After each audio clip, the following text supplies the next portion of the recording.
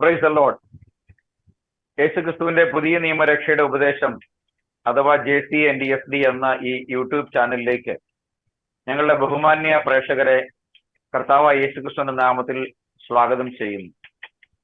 കഴിഞ്ഞ 3 എപ്പിസോഡുകളിലായി യഹോവ സാക്ഷികളുടെ ചതിക്കുഴികൾ എന്ന് നാമകരണം ചെയ്യപ്പെട്ടിരുന്ന ഞങ്ങളുടെ വീഡിയോയിലൂടെ യഹോവയുടെ സാക്ഷികൾ മുന്നോട്ട് വയ്ക്കുന്ന ബൈബിൾ വിരുദ്ധമായ ഉപദേശങ്ങളെ ഖണ്ഡിച്ചുകൊണ്ടാണ് ഞങ്ങൾ കഴിഞ്ഞ 3 എപ്പിസോഡുകളിൽ നിങ്ങളുമായി ഞങ്ങളുടെ ആശയം പങ്കുവച്ചതെങ്കിൽ ഈ എപ്പിസോഡിൽ ഞങ്ങൾ കൃത്തക്കാരെ വിഴുങ്ങുന്ന യഹോവയുടെ സാക്ഷികൾ എന്ന ഒരു ടൈറ്റിലിലൂടെയാണ് ഇന്ന് നിങ്ങളുടെ അടുക്കിലേക്ക് വരുന്നത്.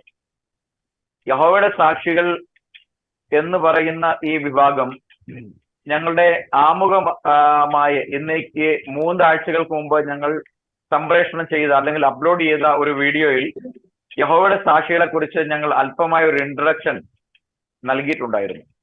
പൊതുവിൽ യഹോവയുടെ സാക്ഷികളെ കുറിച്ച് അവരുമായി അടുത്ത ബന്ധമുള്ള ആളുകൾക്കല്ലാതെ അധികം ആളുകൾക്കും അവരുടെ ഉപദേശത്തിന്റെ ഉള്ളുകളിലേക്ക് അധികം ഇറങ്ങുവാൻ കഴിയുകയില്ല. കർത്താവായ യേശുക്രിസ്തുവിന്റെ പ്രത്യക്ഷത 1914 സംഭവിക്കുമെന്നും 1914 ഈ ലോക വ്യവസ്ഥിതികൾ മാറി എന്നാൽ 1914 അത് സംഭവിച്ചില്ല എന്ന് മാത്രമല്ല, പിന്നീട് പലപ്പോഴായി അവർ ആ വർഷങ്ങൾ നീട്ടി പ്രഖ്യാപിച്ചു എന്നുള്ളതാണ് വാസ്തവം.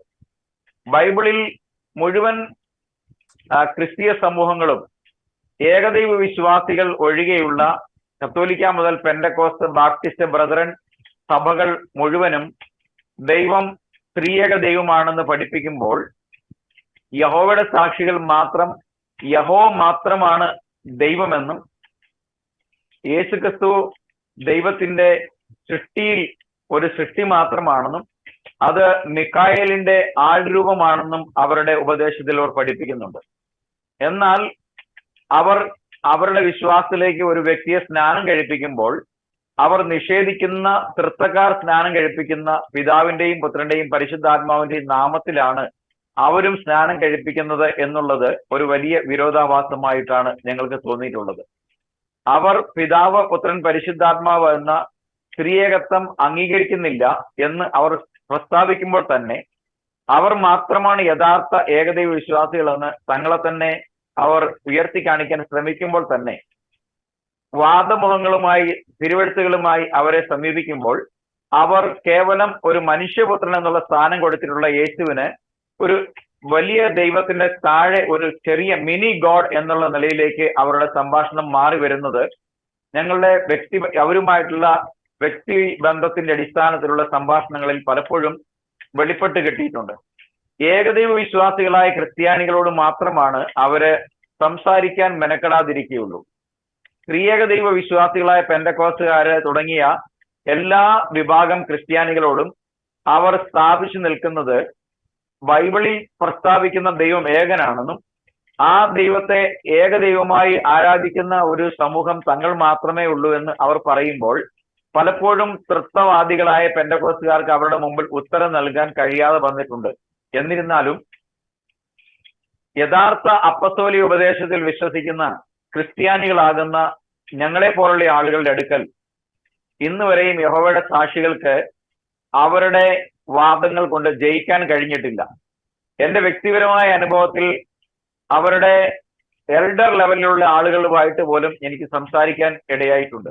അവരുടെ സ്ക്വാഡ് വർക്കിന് വന്ന 2 പേര് പിന്നീട് 2 പേരെ കൂട്ടിക്കൊണ്ടുവന്നു. പിന്നീട് അവരൊരു 5 പേരുടെ ഒരു എൽഡർ സമൂഹം വന്നു. ഇവരെല്ലാം പിന്നീട് നമുക്ക് വീണ്ടും വരാമെന്ന് പറഞ്ഞു പോയിട്ടുള്ളതല്ലാതെ അവർക്കൊരിക്കലും അവർ പറയുന്ന യേശുക്രിസ്തു ദൈവമല്ല എന്ന് അവർക്ക് എന്നോട് സ്ഥാപിക്കാൻ കഴിഞ്ഞിട്ടില്ല.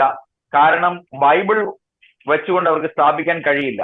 എന്നാൽ അവര് ഉണ്ടാക്കിയിരിക്കുന്ന യഹോവ വിറ്റ്നസസിന്റെ ബൈബിൾ, അതിന്റെ പേര് ന്യൂ വേൾഡ് ട്രാൻസ്ലേഷൻ NWT എന്നൊരു വേർഷനാണ് ഉപയോഗിക്കുന്നത്. ആ ബൈബിളിൽ Bible society of India translate ചെയ്തിട്ടുള്ള ബൈബിൾ, അല്ലെങ്കിൽ ലോകത്തിലെ ഏറ്റവും അധികം ഉപയോഗിക്കുന്ന കിങ് ജെയിംസ് വേർഷനോ NLT-യോ NIV-യോ NASB-യോ CSB-യോ തുടങ്ങി ലോകത്തിലെ ബഹുഭൂരിപക്ഷം ക്രൈസ്തവ സമൂഹങ്ങൾ ഉപയോഗിക്കുന്ന ബൈബിളിൽ നിന്നും വിഭിന്നമായി അതിൽ യേശുക്രിസ്തുവിന് കൊടുത്തിരിക്കുന്ന മഹത്വത്തെ കുറച്ച് കാണിക്കേണ്ടതിന് എവിടെയെല്ലാം യേശുക്രിസ്തു മഹത്വമുള്ള പഴയ നിയമത്തിലെ യഹോവയുടെ പ്രത്യക്ഷതയാണ് എന്ന് എവിടെയെല്ലാം പുതിയ നിയമത്തിൽ അപ്പോസ്തലന്മാരുടെ ലേഖനങ്ങളിൽ പ്രസ്താവിച്ചിട്ടുണ്ടോ അവിടെയെല്ലാം ആ തിരുവെഴുത്തുകളെ കോട്ടിയും മാട്ടിയും അതിനെ വളരെ നീട്ടിയും വലിച്ചും അവർക്ക് ഏതെല്ലാം തരത്തിൽ ആ വചനത്തിന്റെ അന്തസത്ത ചോർത്തിക്കളഞ്ഞുകൊണ്ട് യേശുക്രിസ്തുവിനെ ഒരു നിസ്സാര മനുഷ്യനാക്കി ചിത്രീകരിക്കാനുള്ള ബോധപൂർവമായ ശ്രമം അവർ നടത്തിയിട്ടുള്ളത് കഴിഞ്ഞ 3 എപ്പിസോഡുകളിൽ ഞങ്ങൾ വളരെ വ്യക്തമായി പരിശോധിക്കുകയും ചർച്ചയ്ക്ക് വിധേയമാക്കുകയും അത് പൊതുജന സമക്ഷം യൂട്യൂബ് ചാനലിൽ ഞങ്ങൾ അപ്ലോഡ് ചെയ്യുകയും ചെയ്തിട്ടുണ്ട്. ഈ യഹോവയുടെ സാക്ഷികൾ എന്ന് പറയുന്ന ഈ പ്രസ്ഥാനം 1931 അനൌദ്യോഗികമായി ബൈബിൾ സ്റ്റഡി ഗ്രൂപ്പ് എന്ന പേരിൽ സ്ഥാപിതമായ ഒരു സംഘടനയാണെങ്കിലും 1876 ആണ് ആരംഭിച്ചെങ്കിലും 1931 യഹോവയുടെ സാക്ഷികൾ എന്ന പേർ സ്വീകരിച്ചുകൊണ്ട് അവര് രംഗത്തോട്ട് വരികയാണ് ഉണ്ടായത്. ഉപദേശങ്ങളുടെ അടിസ്ഥാനത്തിൽ അവരെ പരിശോധിക്കുമ്പോൾ നമുക്ക് വളരെ വ്യക്തമായി മനസ്സിലാക്കാൻ കഴിയുന്ന ഒരു കാര്യം, പഴയ നിയമത്തിൽ യെശയ്യാവ് 43 നിങ്ങൾ എന്റെ സാക്ഷികളാകുമെന്ന് ഇസ്രായേൽ ജനതയോടാണ് ദൈവം അരുളി ചെയ്തിട്ടുള്ളത്. ജന്മം കൊണ്ടോ യാക്കോബിന്റെ ത്തിലെ ഏതെങ്കിലും 12 ഗോത്രപിതാക്കന്മാരിൽ നിന്നോ അവരുടെ പിൻതലമുറകളിൽ നിന്നോ ജനിച്ചിട്ടില്ലാത്ത യാതൊരു വ്യക്തികൾക്കും ബൈബിളിന്റെ അടിസ്ഥാനത്തിൽ പഴയ നിയമ ഗ്രന്ഥങ്ങളുടെ അടിസ്ഥാനത്തിൽ യഹോവയുടെ സാക്ഷികൾ എന്ന പദം ഉപയോഗിക്കുവാൻ യാതൊരു ജാതീയ സമൂഹങ്ങൾക്കും അവകാശമില്ല എന്നുള്ള കാര്യം ഞങ്ങളുടെ ബഹുമാന്യ ശ്രോതാക്കൾ മറന്നു പോകരുത്. എന്നാൽ പുതിയ നിയമത്തിൽ യേശുക്രിസ്തു പറയുന്നുണ്ട് നിങ്ങൾ ശക്തി ലഭിച്ചിട്ട് നിങ്ങൾ എനിക്ക് സാക്ഷികളാകുമെന്ന്. അപ്പൊ ഒരു ക്രിസ്ത്യാനി സാക്ഷിയാകേണ്ടത് യേശുക്രിസ്തുവിന്റെ സാക്ഷിയാകുക എന്നുള്ളതാണ്. പഴയ നിയമത്തിൽ വെളിപ്പെട്ടിരിക്കുന്ന അല്ലെങ്കിൽ പഴയ നിയമത്തിൽ പ്രസ്താവിച്ചു കാണുന്ന യഹോവയുടെ കാലാകാലങ്ങളിൽ മനുഷ്യന്റെ രക്ഷയോടും വീണ്ടെടുപ്പുമായി ബന്ധപ്പെട്ട പദ്ധതികളിൽ യഹോവയുടെ പ്രത്യക്ഷതയെ സംബന്ധിച്ചാണ് പഴയ നിയമം ആധികാരികമായി പറയുന്നത്. ഉദാഹരണത്തിന് യെശയ്യാവ് 7:14 പറയുന്നു, കന്യ ഗർഭം ധരിച്ചൊരു മകനെ പ്രസവിക്കും, അവന് ദൈവം നമ്മോട് എന്ന അർത്ഥമുള്ള ഇമ്മാനുവൽ എന്ന പേർ വിളിക്കപ്പെടും. അപ്പൊ ഒരേ ഒരു ദൈവമുള്ള പഴയ നിയമത്തിലെ ബൈബിളിൽ കന്യ ഗർഭം ധരിച്ച് ജനിക്കുന്ന ശിശു തന്നെ ദൈവം നമ്മോടുകൂടെ ആണെങ്കിൽ നിശ്ചയമായും ബൈബിൾ നിഷ്പക്ഷമതികളായി പഠിക്കുന്നവർക്ക് മനസ്സിലാക്കാൻ കഴിയും. പഴയ നിയമത്തിൽ യെശയ്യാവ് 7:14 പ്രവചിക്കപ്പെട്ടിട്ടുള്ള ആ ദൈവം തന്നെയാണ് മത്തായിയുടെ സുവിശേഷത്തിൽ 3-ാം അധ്യായത്തിൽ ജനിച്ചിട്ട് കാൽവരിയിൽ മരിച്ചിട്ട് ഉയർത്തെഴുന്നേറ്റ യേശുക്രിസ്തു എന്നുള്ള കാര്യം നിസ്സംശയം മനസ്സിലാക്കുവാൻ കഴിയും. അപ്പോൾ ബൈബിളിൽ മനുഷ്യന്റെ രക്ഷയ്ക്ക് വേണ്ടി അത് ഇസ്രായേലിന്റെ ആയാലും ലോകത്തിലെ ഏത് ജാതീയ സമൂഹത്തിന്റെ ആണെങ്കിലും രക്ഷയ്ക്ക് വേണ്ടി ദൈവം ഒരുക്കിയിരിക്കുന്ന ഒരു പദ്ധതി എന്നുള്ളത് കർത്താവായ യേശുക്രിസ്തുവിന്റെ ക്രൂശിലെ മരണത്തിലൂടെ ജാതികൾക്ക് വേണ്ടി നൽകപ്പെട്ടിട്ടുള്ള രക്ഷയുടെ അടിസ്ഥാനത്തിൽ സ്ഥാപിതമായിട്ടുള്ള ക്രിസ്തീയ മാർഗത്തിലൂടെ മാത്രമാണ് മനുഷ്യന്റെ രക്ഷയും പാപമോചനവും ഉള്ളത് എന്ന് ബൈബിൾ തെളിവായി പറയുന്നിടത്താണ് ഈ ബൈബിളിൽ പഴയ നിയമത്തിലുള്ള പ്രവചനങ്ങളെ അതിന്റെ അടിസ്ഥാനത്തിലുള്ള പുതിയ നിയമ വേദഭാഗങ്ങളിൽ കർത്താവായ യേശുക്രിസ്തുവിനെ സംബന്ധിച്ചുള്ള പഴയ നിയമ ഉദ്ധരണികളും കർത്താവായ യേശുക്രിസ്തു ഈ ഭൂമിയിൽ ഇരിക്കുമ്പോൾ ചെയ്യുമെന്ന് പ്രസ്താവിച്ചിട്ടുള്ളതായ കാര്യങ്ങളെ സംബന്ധിച്ചുള്ള പുതിയ നിയമ ലിഖിതങ്ങളെയും അപ്പസ്വലന്മാരുടെ ഉപദേശത്തെയും തരാതരം പോലെ ദുരുപയോഗം ചെയ്യുകയും അതിന്റെ ശക്തി ചോർത്തിക്കളയുകയും മനുഷ്യന്റെ രക്ഷയും വീണ്ടെടുപ്പും സ്ഥാപിതമാക്കുവാൻ ദൈവം നിയമിച്ചാക്കിയ കർത്താവായ യേശുക്രിസ്തുവിനെ കേവലം മനുഷ്യന് തുല്യനാക്കുകയും ചെയ്തുകൊണ്ടാണ് യഹോവയുടെ സാക്ഷികൾ അവരുടെ ഉപദേശം സ്ഥാപിക്കുകയും ലോകത്തിൽ ആഗമനം ആയി അവര് ഏതാണ്ട് 86 ലക്ഷം വരുന്ന ഒരു ജനത്തെ ഇരുട്ടിലൂടെ നടത്തിക്കൊണ്ടു പോവുകയും ചെയ്യുന്നത്. ഇന്നും അവർ ഈരണ്ട് പേരായി രാജ്യങ്ങളിൽ അവരെ ഭവനങ്ങളിൽ സ്ക്വാഡ് വർക്ക് ചെയ്തുകൊണ്ട് അവരുടെ പ്രവർത്തനങ്ങൾ നടത്തിക്കൊണ്ട് മുന്നോട്ട് പോകുകയാണ്. ബൈബിൾ തന്നെ പറയുന്നത് യേശുക്രിസ്തുവിനെ നിഷേധിച്ച് പറയുന്നവന് പിതാവില്ല എന്നുള്ളതാണ്. അതുകൊണ്ട് തന്നെ ഈ ഉപദേശവുമായി വരുന്നവനെ വീട്ടിൽ കൈക്കൊള്ളരുത് എന്ന് പറയുന്നത് കൊണ്ട് കത്തോലിക്ക സഭ ഇവരെ മാത്രം ശക്തമായ താക്കീതോടുകൂടി വിശ്വാസികളെ വിലക്കാറുണ്ട്. പെന്തക്കോസ്തുകാരെ അത്രമാത്രം വിലക്കാറില്ല. എങ്കിലും യഹോവയുടെ സാക്ഷികളെ വീട്ടിൽ കയറ്റരുത് എന്നൊരു വാണിംഗ് കത്തോലിക്ക സഭയിൽ ഉള്ളപ്പോൾ കൊടുത്തിട്ടുള്ളത് എനിക്ക് വ്യക്തിപരമായിട്ട് അറിയാം. അപ്പോൾ ഞങ്ങൾക്ക് യഥാർത്ഥ ഏക സത്യദൈവ വിശ്വാസികളായ ഞങ്ങൾക്ക് പഴയ നിയമത്തിലും പുതിയ നിയമത്തിലും പിതാവായും പുത്രനായും പരിശുദ്ധാത്മാവായും വെളിപ്പെട്ട് നിൽക്കുന്ന ഏക സത്യദൈവത്തിൽ വിശ്വസിക്കുന്ന യഥാർത്ഥ അപ്പസ്തോലിക ഉപദേശം പ്രസ്താവിക്കുന്ന ക്രിസ്ത്യാനികൾ എന്നുള്ള നിലയിൽ ഞങ്ങൾക്ക് നിങ്ങളോടുള്ള അപേക്ഷ, യഹോവയുടെ സാക്ഷികൾ എന്ന് പറയുന്ന ആളുകൾ നിങ്ങളുടെ ഭവനങ്ങളിൽ വരുമ്പോൾ അവരോട് ബൈബിളിൽ നിന്ന് കാര്യങ്ങളെ ബോധ്യപ്പെടുത്തുവാൻ നിങ്ങൾക്ക് അതിനുള്ള ബൈബിൾ പരിജ്ഞാനം ഇല്ലെങ്കിൽ അവരെ വീട്ടിൽ വിളിച്ചു കയറ്റാതിരിക്കുക. പരിജ്ഞാനമുള്ളവർ നിശ്ചയമായും ബൈബിളിൽ നിന്ന് അവരോട് ചോദ്യങ്ങൾ ചോദിക്കുക. അവരുടെ ബൈബിൾ എടുത്തു കാണിച്ചു കഴിഞ്ഞാൽ ആ ബൈബിളിൽ നിന്ന് സംസാരിക്കാൻ അനുവദിക്കാതിരിക്കുക.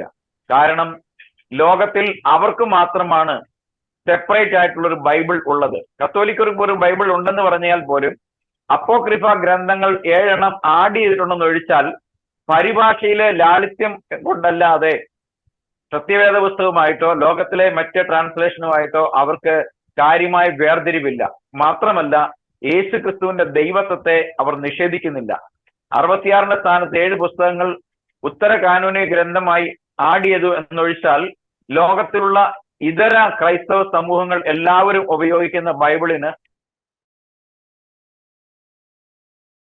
അവർ സ്ഥാപിച്ചെടുക്കുവാനുള്ള അവരുടെ ദുരുപദേശങ്ങളെ സ്ഥാപിച്ചെടുക്കുവാൻ വേണ്ടി സത്യവചനത്തിൽ കൂട്ടുകയും കുറയ്ക്കുകയും ചെയ്തിട്ടുള്ളവരാണ് അവർ. അതുകൊണ്ട് വിശുദ്ധ വേദപുസ്തകം വെളിപ്പാട് പുസ്തകം അവസാന വാക്യത്തിൽ പറയുന്നു, ഈ പുസ്തകത്തിലെ പ്രവചനങ്ങളിൽ നിന്ന് ഇതിനോട് എന്തെങ്കിലും കൂട്ടുന്നവന് അവന് ജീവവൃക്ഷത്തിൽ ഓഹരി ഉണ്ടായിരിക്കുകയില്ല, എടുത്തു മാറ്റുന്നവന് ഈ പുസ്തകത്തിൽ പറഞ്ഞിരിക്കുന്ന ബാധകളൊക്കെയും ഭവിക്കും എന്ന് ദൈവവചനത്തിൽ അരുളി ചെയ്തുകൊണ്ടാണ് പുതിയ നിയമത്തിലെ അവസാന പുസ്തകം അവസാനിപ്പിക്കുന്നത്. അതുകൊണ്ട് ഇന്ന് രാത്രിയിൽ ഞങ്ങൾ ഈ സമൂഹത്തെ വീണ്ടും അവരുടെ ബൈബിളിൽ നിന്നും യഥാർത്ഥ സത്യവേദ പുസ്തകത്തിന്റെ അടിസ്ഥാനത്തിലും അതിന്റെ ഇംഗ്ലീഷ് ഗ്രീക്ക് ട്രാൻസ്ലേഷന്റെ അടിസ്ഥാനത്തിലും വിശകലനം ചെയ്തുകൊണ്ട് ഒരു അധ്യാപന മോഡലിൽ, ഒരു പഠന മോഡലിലാണ് ഞങ്ങൾ 4ാമത്തെ ഈ എപ്പിസോഡിലേക്ക് കടക്കുന്നത്.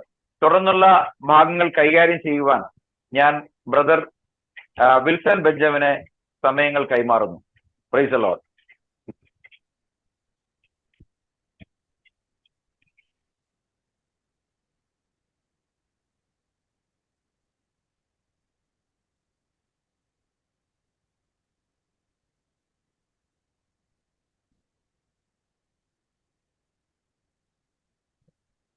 ഓഡിയോ ഇല്ലല്ലോ.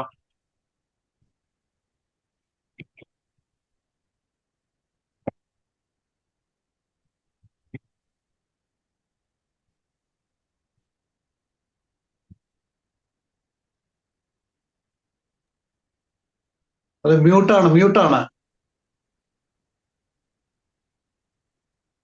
ഇപ്പൊ കേൾക്കാം. ഓക്കെ. Praise the Lord. എല്ലാവരെയും കർത്താവായ യേശു ക്രിസ്തുവിന്റെ നാമത്തിൽ സ്നേഹവന്ദനങ്ങളെ അറിയിക്കുന്നു. ഒരു പ്രാവശ്യം കൂടെ ഈ പഠന സീരീസിലേക്ക് നിങ്ങളെ സ്വാഗതം ചെയ്യുന്നു.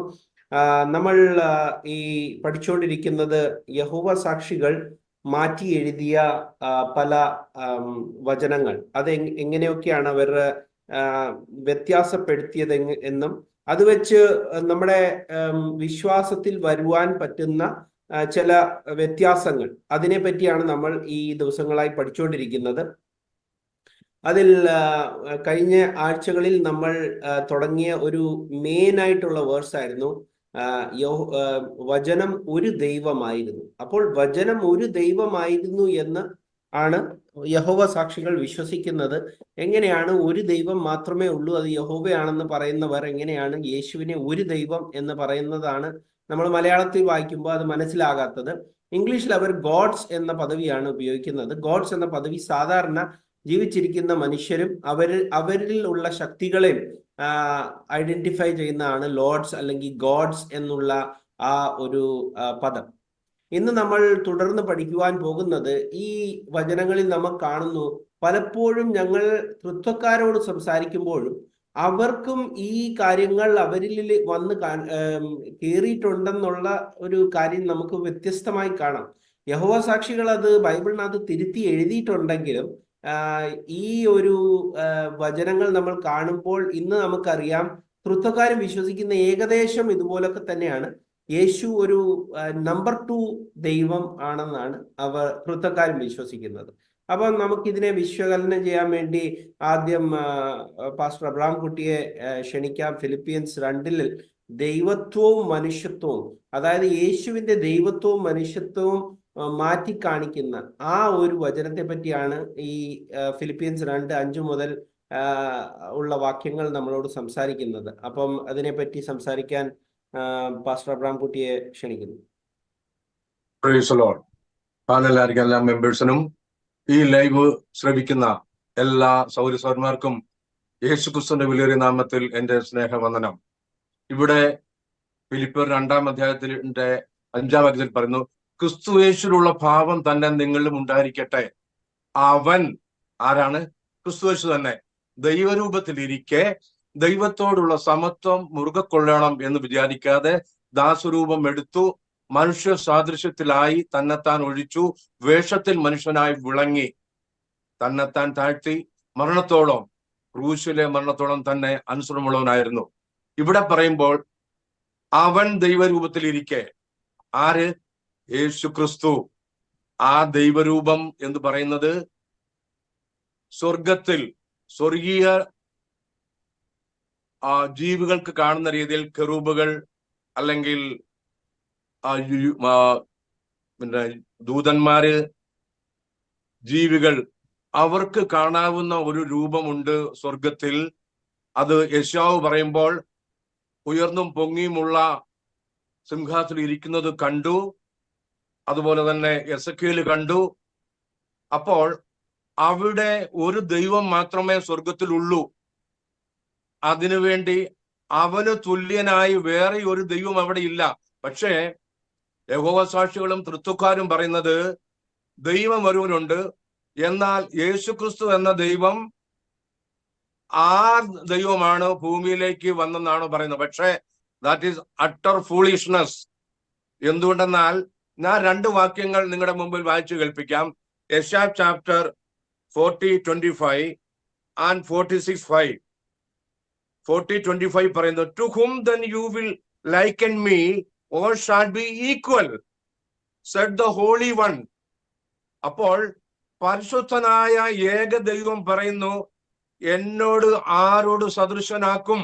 അപ്പോൾ തീർച്ചയായിട്ടും അതിന്റെ അർത്ഥം സ്വർഗത്തിൽ ഒരു ദൈവമേ ഉള്ളൂ, അവൻ പരിശുദ്ധൻ. 46:5 പറയുന്നു, to whom will you liken me and make me equal and compare me that we may be like. മറ്റുള്ളവരോട് സാദൃശ്യപ്പെടാൻ ആരോട് കമ്പയർ ചെയ്യും, ആരെ സദൃശനാക്കുമെന്ന് യഹോവയായ ദൈവം പഴയ നിയമത്തിൽ യെശയ്യാ മുഖാന്തരമായി പറയുമ്പോൾ തീർച്ചയായിട്ടും ദൈവരൂപത്തിലായിരുന്നവൻ തന്നെ ആ ദൈവരൂപത്തിലായിരിക്കുന്ന ആ സർവശക്തിമാന്റെ ശക്തിയെ തിരിച്ച് അവന്റെ തേജസ്സിനെ വിട്ടിട്ട് അവൻ തന്നെ മനുഷ്യ സാദൃശ്യത്തിലായി വേഷത്തിൽ മനുഷ്യനായി വിളങ്ങി. ഇത് വളരെ അണ്ടർസ്റ്റുഡ് ആണ്, വെരി സിമ്പിൾ. ഒരു ദൈവം മാത്രമേ ഉള്ളൂ. അവൻ മനുഷ്യനെ വീണ്ടെടുക്കുവാൻ വേണ്ടി പാപമില്ലാത്ത ഒരു ശരീരത്തിൽ, ജഡശരീരത്തിൽ പാപമില്ലാത്ത രക്തം വഹിച്ചുകൊണ്ട് മനുഷ്യന്റെ പാപങ്ങളെ ചുമക്കുവാനായി 2023 വർഷങ്ങൾക്ക് മുമ്പ് കാൽവറിയിൽ നമുക്ക് വേണ്ടി യാഗമായി തീർന്ന സ്വർഗത്തിൽ കാണുന്ന ദൈവം, the God we see from Genesis to Malachi is the God, omnipotent, omniscient God. ആർക്കും തുല്യമില്ലാത്തവനായ ദൈവം. ദൂതന്മാര് കാണുന്ന, കെറൂബുകൾ കാണുന്ന, ജീവികൾ, സൈന്യങ്ങളുടെ യഹോവ പരിശുദ്ധൻ പരിശുദ്ധൻ പരിശുദ്ധൻ എന്ന് 24 hours പറഞ്ഞുകൊണ്ടിരിക്കുന്നതായ ആ ദൈവരൂപത്തെ ഉപേക്ഷിച്ചുകൊണ്ട് തന്നെത്താൻ താഴ്ത്തി ഒരു വേഷത്തിൽ മനുഷ്യനായി വിളങ്ങിയതാണ് യേശു ക്രിസ്തു. ദൈവരൂപത്തിലായിരുന്നിട്ടും ദൈവത്തോട് തുല്യനാകാൻ ശ്രമിക്കുന്നതിനെ കുറിച്ചുള്ള ഈ യഹോവ സാക്ഷികളുടെ ഈ വഞ്ചന നിങ്ങൾ മനസ്സിലാക്കി. തീർച്ചയായിട്ടും ഒരു ദൈവമേ ഉള്ളൂ. ആ ദൈവം ഉൽപ്പത്തി മുതൽ മലാക്കി വരെ വന്ന ദൈവം, അവൻ പിതാവാണ്, അവൻ ദൈവമാണ്. അവൻ തന്നെത്താൻ താഴ്ത്തി വെളിപ്പെട്ടതാകുന്നു യേശു ക്രിസ്തു എന്ന ദൈവം, യാഷുവ അല്ലെങ്കിൽ യഹോഷുവ, യഹോവ സേവിയർ. അതെന്തിനാണ് വന്നത് ലോകത്തിലേക്ക്? മനുഷ്യന്റെ പാപങ്ങൾ വഹിച്ചുകൊണ്ട് കുരിശിൽ മരിച്ചു രക്തം ചിന്തുവാൻ വേണ്ടി മാത്രം ലോകത്തിലേക്ക് ഇറങ്ങി വന്ന ദൈവമാണ് നമ്മൾ കാണുന്ന യേശു ക്രിസ്തു. Without controversy, great is the mystery of godliness, God was manifest in the flush. അതുകൊണ്ട് സ്വർഗത്തിൽ 2-3 ദൈവങ്ങളില്ല, അവിടെ സമത്വമില്ല, അവിടെ ഈക്വൽ ഇല്ല. ഒറ്റ ദൈവം, ആ ദൈവം ജഡത്തിൽ വെളിപ്പെട്ടു, അതാകുന്നു യേശു ക്രിസ്തു. Praise the Lord. Thank you pastor Abraham കുട്ടി. അടുത്തത് പാസ്റ്റർ ജോയ് ജോസഫ് ആണ്. ഇതിനകത്ത് നമ്മളിപ്പം കാണുന്നു ദൈവരൂപത്തിലിരിക്കെ. അപ്പൊ മോർഫെ എന്നുള്ള വാക്യമാണ് നമ്മൾ ഇവിടെ കാണുന്നത്, ഗ്രീക്കിൽ ഉപയോഗിച്ചിരിക്കുന്നത്. അപ്പം ദൃശ്യരൂപം വേറെയും അകം വേറെയുമാണെന്ന് പറയുമ്പോഴേ മോർഫ് എന്നുള്ള മോർഫ് ചെയ്തു എന്നൊക്കെ പറയുമ്പോഴത്തേക്ക് അങ്ങനെയാ ബേസിക്കലി വരുന്നത്. ദൈവം മനുഷ്യനല്ല, മനുഷ്യപുത്രനും അല്ല എന്ന് വാക്യം പറയുമ്പോൾ അവന്റെ ബാഹ്യമായ ആ സ്വരൂപം മനുഷ്യൻ്റെതായിരുന്നു എന്നാണ് വരുന്നത്. അപ്പം മോർഫെ എന്നുള്ള വാക്യമാണ് ഉപയോഗിച്ചിരിക്കുന്നത് അവിടെ. അപ്പം അതിനെ ഒന്ന് ഇത് ചെയ്ത് ഇവര് എന്തുകൊണ്ട് ഇത്രയും വലിച്ചു നീട്ടി ദൈവത്തോട് ശ്രമിക്കുന്നതിനെ കുറിച്ച് ചിന്തിക്കുക പോലും ചെയ്യാതെ എന്നൊക്കെ വലിച്ചു നീട്ടി എഴുതേണ്ടവർക്ക് ആവശ്യം എന്തുകൊണ്ടാ വന്നേ എന്നുള്ള കാര്യം ഒന്ന് സംസാരിക്കാം.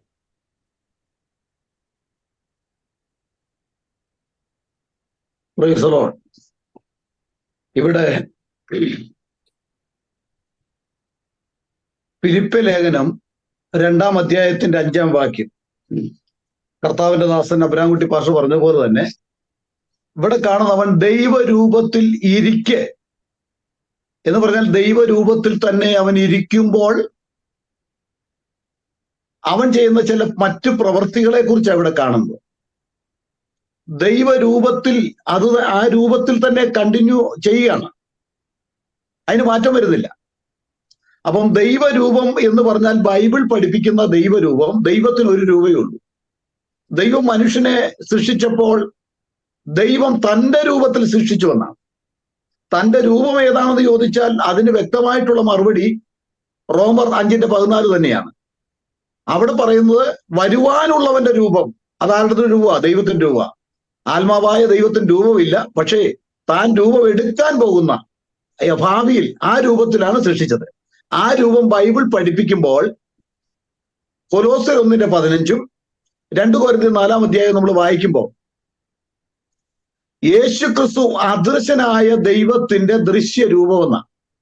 അപ്പൊ അവൻ ദൈവരൂപത്തിലിരിക്കെ എന്ന് പറഞ്ഞാൽ ദൈവം അദൃശ്യനായ ദൈവത്തിന്റെ ദൃശ്യരൂപമാകുന്ന യേശു ക്രിസ്തു അവൻ ദൈവരൂപത്തിൽ ഇരിക്കുമ്പോൾ തന്നെ, അപ്പോൾ ഈ രൂപം എന്ന് പറയുന്നത് ആത്മാവായ ദൈവത്താൽ തന്നെ ഉടലെടുത്ത മനുഷ്യത്വത്തെയാണ് സൂചിപ്പിക്കുന്നത്. അങ്ങനെ ദൈവമായിരിക്കുമ്പോൾ തന്നെ അവൻ അവിടെ നമുക്ക് കാണുവാൻ കഴിയുന്നത് ഇങ്ങനെയാണല്ലോ.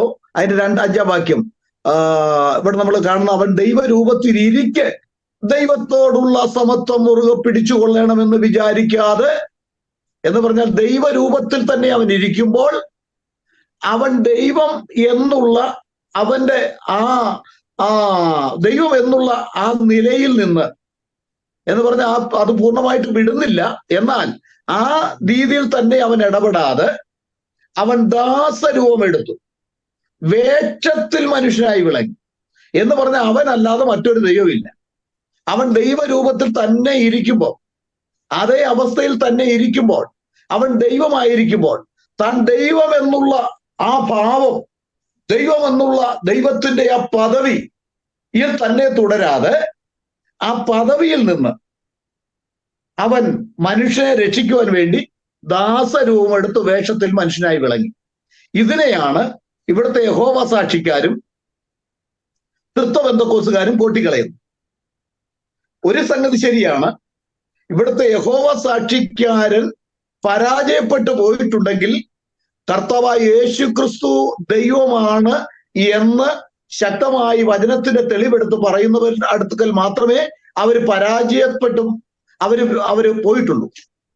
എന്നാൽ തൃത്തക്കാരെ യഹോവ സാക്ഷിക്കാരൻ പരാജയപ്പെടുത്തുന്നു.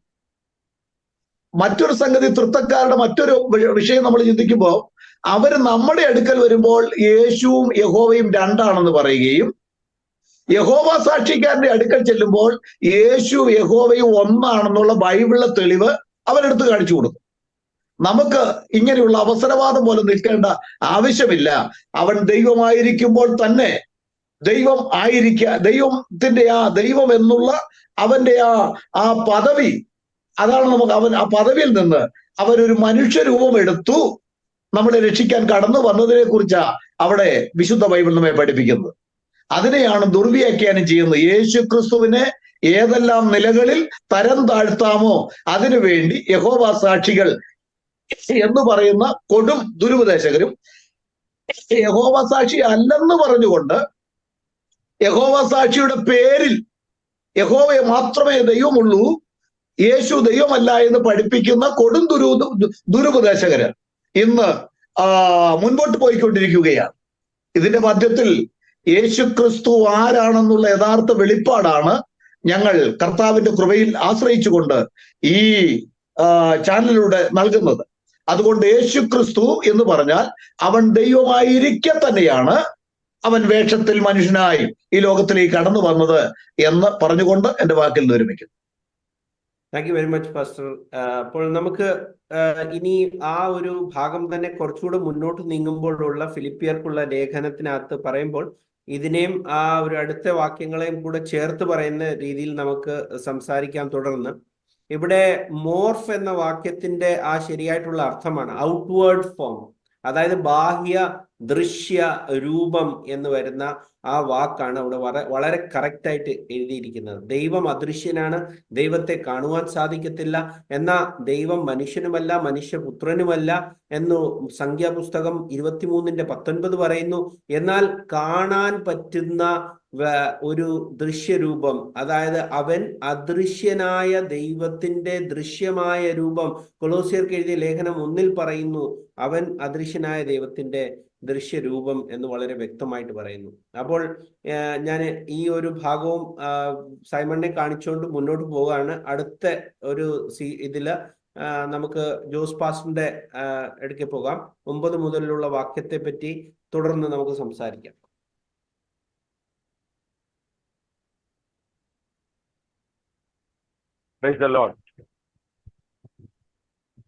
ഇവിടെ നമ്മള് കർത്താവിന്റെ ദാസന്മാരെ ഓർമ്മപ്പെടുത്തിയതുപോലെ ഇപ്പോൾ വിൽസം ബ്രദർ പറഞ്ഞതുപോലെ ക്രിസ്തു ജഡത്തിൽ മാത്രം അവൻ പ്രത്യക്ഷനായ ദൈവമാണ്. ജഡം സംബന്ധിച്ച് ദാവീദിന്റെ സന്തതി എന്നാണ് വായിക്കുന്നത്. അപ്പോൾ യേശു ക്രിസ്തു മനുഷ്യന്റെ പാപത്തിന് വേണ്ടി മരിക്കാനെടുത്ത ജഡം എന്നുള്ളതാണ് മോർഫെ എന്ന് പറഞ്ഞുകൊണ്ട്, പക്ഷെ അകത്ത് അവന്റെ ആത്മാവ് സംബന്ധിച്ച് അല്ലെ അവനിലുള്ള ദൈവത്തെ സംബന്ധിച്ച് അത് അദൃശ്യനായ ദൈവമാണ് അവന്റെ ഉള്ളത്തിൽ വസിച്ചിരുന്നതെന്ന് നമുക്ക് കാണാൻ കഴിയും. അപ്പം ഇവിടെ യഹോവയുടെ സാക്ഷികളുടെ ബൈബിളില് നമ്മൾ ഇങ്ങനെ കാണുന്നു, അത് 9-ാമത്തെ വാക്യം, അതുകൊണ്ട് തന്നെ ദൈവം ക്രിസ്തുവിനെ മുമ്പത്തേക്കാൾ ഉന്നതമായ ഒരു സ്ഥാനത്തേക്ക് ഉയർത്തി എന്ന് വെച്ച് കഴിഞ്ഞാൽ എന്തൊരു വലിയ കൃത്രിമത്വമാണ് എന്ന് വെച്ചാൽ കുറച്ചൊരു പ്രൊമോഷൻ കർത്താവിന് കൊടുത്തു. മരിച്ച് വന്നതുകൊണ്ട് ഒരു ചെറിയ ഗ്രേഡ് കൂട്ടി. കാരണം ഇതാ മരണത്തിനെയും പാതാളത്തിനെയും താക്കോലിന്റെ കൈവശമുണ്ട്, ഞാൻ മരിച്ചവനായിരുന്നു എന്നേക്കും ജീവിക്കുന്നു എന്നൊക്കെ പറഞ്ഞപ്പോ ഒരു ശകലം കൂടെ ഗ്രേഡ് കൂട്ടി കൊടുക്കാൻ വേണ്ടി പിതാവിന് പ്രസാദം തോന്നിയ പോലെയാണ് നമ്മളോട് വായിക്കുമ്പോൾ. എന്നിട്ട് സ്വർഗത്തിലും ഭൂമിക്കടിയിലുള്ള എല്ലാവരും യേശുവിന്റെ നാമം എന്ന സ്ഥലത്ത് പേരെന്ന് ഉപയോഗിച്ചു മുമ്പിൽ മുട്ടുകുത്താനും എല്ലാ നാവും യേശു ക്രിസ്തു കർത്താവാണെന്ന് പിതാവായ ദൈവത്തിന്റെ മഹത്വത്തിനായി പരസ്യമായി സമ്മതിച്ചു പറയാനും വേണ്ടിയാണ് ഇത് ചെയ്തത്. എത്രമാത്രം വളഞ്ഞു പിടിക്കേണ്ട ആവശ്യമുണ്ട്. അവർക്ക് സത്യസന്ധമായിട്ട് ബൈബിളിൽ എഴുതി ട്രാൻസ്ലേഷന് വേണ്ടി ആണെങ്കിൽ അവരൊരു സത്യവേദ പുസ്തകത്തെ ട്രാൻസ്ലേറ്റ് ചെയ്ത് അവരുടെ പേരിട്ടാലും കുഴപ്പമില്ല. ഇതിപ്പം ഭയങ്കരമായ ഒരു അവഹേളനമായി. മുമ്പത്തെ ഒരു വാക്യം കൂടി ഇതിനകത്ത് ചേർത്ത് പറയാനുള്ളത്, അതില് മറ്റുള്ള രണ്ടുപേരും പരാമർശിക്കാത്ത ഒരു ഭാഗം മാത്രം ഞാനൊന്ന് പറയാൻ ആഗ്രഹിക്കുന്നത് 8-ാമത്തെ വാക്യമാണ്. ഇനി മനുഷ്യനായി തീർന്ന ശേഷവും ക്രിസ്തു തന്നെ തന്നെ താഴ്ത്തി അനുസരണമുള്ളവനായി ജീവിച്ചു. ഏതാ? മനുഷ്യനായി തീർന്ന ശേഷവും ക്രിസ്തു തന്നെ തന്നെ താഴ്ത്തി അനുസരണമുള്ളവനായി ജീവിച്ചു, മരണത്തോളം, ദണ്ഡന സ്തംഭനത്തിലെ മരണത്തോളം പോലും. എന്തോ ഒരു കണ്ടുപിടുത്തമാണ്! എന്താണ് ഈ ദണ്ഡന സ്തംഭനം? അവിടെ അവർ ബോധപൂർവം ഒരു കാര്യം എടുത്തു കളഞ്ഞു. ക്രൂശിലെ മരണത്തോളം എന്ന് പറഞ്ഞാൽ സംഭവം പാടി. കാരണം നമ്മൾ കത്തോലിക്കരുടെയൊക്കെ ഈ പെസഹായുടെ അല്ലെങ്കിൽ ദുഃഖവെള്ളിയുടെ സമയത്ത് ഒരു പുത്തൻ പാന എന്ന് പറഞ്ഞ പാനയുണ്ട്. ആ പാനയ്ക്കകത്ത് പറയുന്നത് മരത്താലെ വന്ന ദോഷം നീക്കാൻ മരത്താൽ ക്രൂശിക്കപ്പെട്ടതാണ്. അപ്പൊ ഏദൻ തോട്ടത്തിലെ മരത്തിന്റെ കനി തിന്ന് മനുഷ്യൻ പാപത്തിൽ വീണു പോയപ്പോൾ ആ ദോഷം നീക്കുവാൻ സ്വർഗത്തിലെ ദൈവം തന്നെ, സ്വർഗത്തിൽ ഇരിക്കെ തന്നെ, സ്വർഗത്തിൽ നിറഞ്ഞു വന്നവൻ തന്റെ ജഡമരണത്താൽ നിമിത്തം, കാൽവരി ക്രൂശിലെ മരണത്താൽ തന്നെ തന്നെ മാനവജാതിക്ക് വേണ്ടി തീന്തിയത് നിമിത്തം അവൻ ദൈവത്തോട് അനുസരണമുള്ളവനായി തീർന്നു. അതുകൊണ്ട് ദൈവം അവനെ അത്യധികം ഉയർത്തി. അല്പം ഗ്രേഡ് കൂട്ടുകയല്ല, അത്യധികം ഏറ്റവും ഉന്നതമായ സ്ഥാനത്തേക്ക് ഉയർത്തി. എല്ലാ നാമത്തിനും മേലായ നാമം, the name above all name എന്നാണ് ബൈബിൾ പറയുന്നത്. അപ്പൊ ഇവിടെ അല്പം കൂടെ മെച്ചമായ ഒരവസ്ഥയിലേക്ക് ഉയർത്തി എന്നുള്ള വളരെ ഗൗരവതരമായ അല്ലെങ്കിൽ ദുരുപദേശപരമായ ഒരു ട്രാൻസ്ലേഷൻ കൊണ്ട് അവർ ഉദ്ദേശിക്കുന്ന ഒരു കാര്യം, അവര് യഹോവയെ പ്രസാദിപ്പിക്കാം എന്നാണ് അവർ വിചാരിക്കുന്നത്. എന്നാൽ ഇതുകൊണ്ടൊന്നും പ്രസാദിക്കുന്ന ഗിമ്മിക്കുകാരനല്ല യഹോവ. യേശുവിനെ ചെറുതാക്കി കാണിച്ചാൽ യഹോവ പ്രസാദിച്ചു കളയുമെന്നും, അതുകൊണ്ട് ഇസ്രായേൽ മക്കളുടെ ദൈവമായ യഹോവ അവരെ അങ്ങ് മാറ്റിയിട്ട് തങ്ങളെ തന്റെ ജനമായിട്ട് എടുക്കുമെന്നും ഒക്കെയുള്ള ഈ അബദ്ധ ധാരണകൾ തന്നെ ഇതിന്റെ ഏറ്റവും വലിയൊരു ലജ്ജാകരമായ അവസ്ഥ എന്ന് മാത്രമേ ഇവിടെ നിന്ന് മനസ്സിലാക്കുവാൻ കഴിയുള്ളൂ. അതുകൊണ്ട് ഇവിടത്തെ അവരുടെ വാക്യം, എല്ലാ പേരുകൾക്കും മീതെയുള്ള ഒരു പേര് എന്ന് വെച്ചാൽ അനേകം പേരുകൾ ഉള്ളതിനകത്ത് ഒരു പേര്, അനേകം പേരുകളിൽ അനേക ഉന്നതമായ പേര്, മാസ്റ്റർ എന്നോ ഗ്രേറ്റ് എന്നൊക്കെ ഉള്ളതിനകത്ത് വൺ എമംഗ് ദോസ് നെയിംസ്. അങ്ങനെയല്ല ബൈബിൾ പറയുന്നത്. The name above all names എന്നാ. സകല നാമത്തിനും മേലായ നാമം എന്ന് വെച്ചാൽ പിതാവിന്റെ നാമത്തെക്കാളും മേലായ നാമം എന്ന് വെച്ചാൽ പിതാവിന്റെ നാമമാണ് യേശുവ എന്ന നാമം.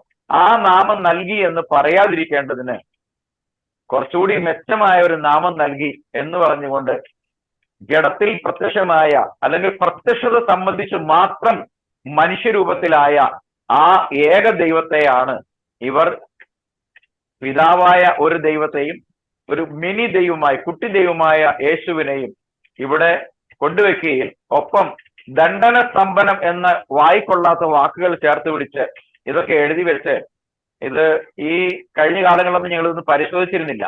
ഇപ്പോൾ ഇവരെയൊക്കെ പരിശോധിച്ച് വരുമ്പോഴാണ് മനസ്സിലാകുന്നത് എന്തുമാത്രം അധ്വാനം ഇവരുടെ മലയാളം ട്രാൻസ്ലേറ്റേഴ്സ് ചെയ്തിട്ടുണ്ട്. ഒരു ഭാഷയിൽ തന്നെ കണ്ടുപിടിച്ചെടുക്കാൻ പറ്റില്ലാത്ത വാക്കുകളൊക്കെ അവർ ഉപയോഗിച്ചിട്ടുണ്ടല്ലോ. വളരെ സല്യൂട്ട് അടിക്കേണ്ട കാര്യം തന്നെയാണ് എന്ന് മാത്രമേ എനിക്ക് ഈ കാര്യം പറയുവാനുള്ളൂ. അതുകൊണ്ട് യേശുക്രിസ്തു എന്ന ദൈവത്തിന്റെ അസ്തിത്വത്തെ അല്ലെങ്കിൽ യേശുക്രിസ്തു എന്ന ദൈവത്തിന്റെ ജഡപ്രത്യക്ഷതയെ മക്കൾ ജഡത്തിലും രക്തത്തിലും വന്നപ്പോൾ അതേ പിതാവ് മക്കളെ രക്ഷിക്കുവാൻ അകത്ത് ദൈവവും പുറത്ത് മനുഷ്യന്റെ തോലുമണിഞ്ഞ് വന്ന് മനുഷ്യന്റെ പാപത്തിന് പരിഹാരമായി മരിച്ചുവെന്ന് സ്ട്രെയിറ്റ് ആയിട്ടുള്ള ദൈവജനത്തെ ഖണ്ഡിക്കേണ്ടതിന് വേണ്ടി ആ യേശുക്രിസ്തുവിനെ തുലോ നിസ്സാരമാക്കാൻ വേണ്ടിയുള്ള ഗൗരവതരമായ ഈ പാപം ഒരു കാലവും ക്ഷമിക്കയില്ലെന്ന് മാത്രമേ എനിക്ക് ഇതിനെക്കുറിച്ച് പറയുവാനുള്ളൂ. Thank you pastor Jose. അടുത്തത് നമ്മുടെ ഗീവർഗീസിനോടാണ് ചോദിക്കാനുള്ളത്. മർക്കോസിന്റെ സുവിശേഷം അതിന്റെ 12:28 മുതൽ 32 കർത്താവ് ഏറ്റവും മുഖ്യ കൽപ്പനയെ പറ്റി പറയുന്നുണ്ട്. യഹോവയായ ദൈവമായ കർത്താവ് ഏകൻ തന്നെ എന്ന് പറയുന്നു. അപ്പൊ ദൈവം തന്നെയാണ് കർത്താവ് ഏകൻ തന്നെയാണെന്ന് വളരെ വ്യക്തമായിട്ട് പറയുന്നു. ഇവർ പറയുന്നത് യഹോവ മാത്രമാണ് ദൈവം എന്ന് പറയുന്നത്. അപ്പൊ ദൈവം കർത്താവും യഹോവ തന്നെ ആയിരിക്കണം. പക്ഷെ ഇവിടെ അവര് യേശു കർത്താവ് എന്ന് പിതാവായ ദൈവത്തിന്റെ മഹത്വത്തിന് വേണ്ടി പറയുന്നു എന്ന് പറയുമ്പോൾ വേറൊരു വ്യക്തിയെ പറ്റിയാണോ കർത്താവ് എന്ന് പറയുന്നത്? നമ്മുടെ ഈ തൃത്തക്കാർക്കും ഇവർക്കും ഒരേ കൺഫ്യൂഷൻ അല്ലേ? അപ്പം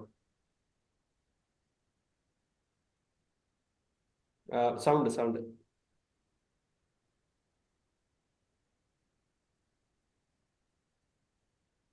സൗണ്ട് സൗണ്ട് ഇല്ല. സൗണ്ട്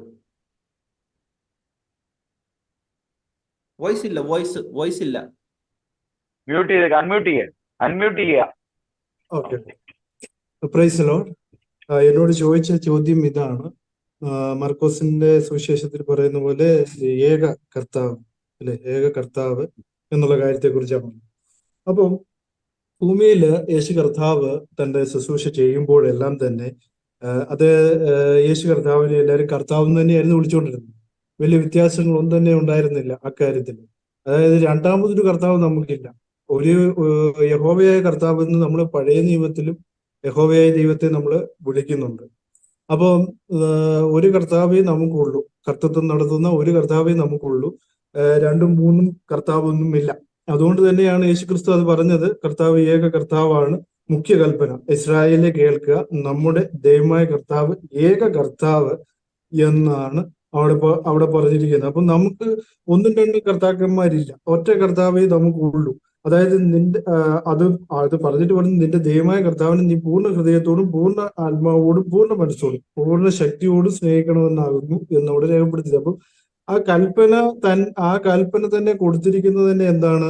ഒരു കർത്താവേ ഉള്ളൂ എന്ന അർത്ഥത്തിലാണ്. അപ്പം ഭൂമിയിൽ കർത്താവ് ജഡത്തിൽ വെളിപ്പെടുമ്പോഴും എന്താണ്? ഒരേ ഒരു കർത്താവേ ഉള്ളൂ, രണ്ട് കർത്താക്കന്മാർ നമുക്കില്ല. ആ കാര്യം നമ്മൾ ഇതിനകത്ത് മനസ്സിലാക്കുമ്പോൾ തന്നെ യഹോവസാക്ഷികളുടെ ബൈബിളിൽ അവർ എന്താണ് ചിന്തിക്കുന്നത്? യേശു കർത്താവിനെ വെറും ദാസനാക്കിയിട്ട് പിതാവെന്ന് പറയുന്ന മറ്റൊരു വ്യക്തി ഉണ്ട് എന്ന്, അതാണ് ദൈവമെന്ന് തെളിയിക്കുക എന്ന് മാത്രമേ അവരുടെ ലക്ഷ്യമുള്ളൂ. അവർ ശരിക്കും ചെയ്യുന്നത് വളരെ വലിയ തെറ്റാണ്. കാരണം മുഖ്യ കൽപ്പന അവിടെ കൊടുത്തിട്ടും ആ മുഖ്യ കൽപ്പന അവരെന്ത് ചെയ്യുകയാണ്?